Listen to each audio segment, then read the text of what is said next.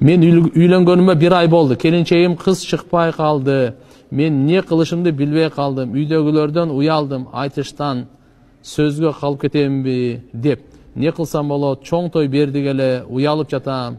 Эч кимге айтпадым. Келинчегимден сурасам, зөкүрлөр зордуктап кеткен дейт. Билбейм. Бирок Кудай билет.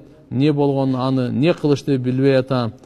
Өзүм эч кыздарга барбачу элем. Сураныч жооп берип коюңузчу. Эми бул өзүңүз чечесиз, кара. Өзүңүз чечесиз. Буну мен таштап кой, ушунча жок, андай кыл, мындай кыл деп мен анан айта албайм. Ошого чейин бир жакшы караш керек эле.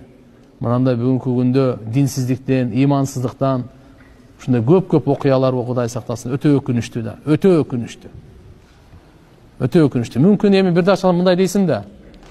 Чындап эле ошондой бир айвандар ушундай зоруттап кеткен болсо, тооба кылып жакшы оңолом деп калганбы деп бул жагын карап көрөсүң. Башка ошо неме болуп аткан болсо, кийин анан булардын ары барып турмушу эртеби кеч ылдыйбы болгондо бул сөз кайра эске келеби дейсиң кайра. Ошон үчүн бул силердин өзүң чечесиң, кандай кыларсың.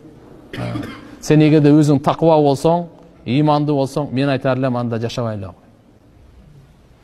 Эгерде сен деле мына намазга келе элек, сен деле андай болгон болсоң, анда өзүң чеч.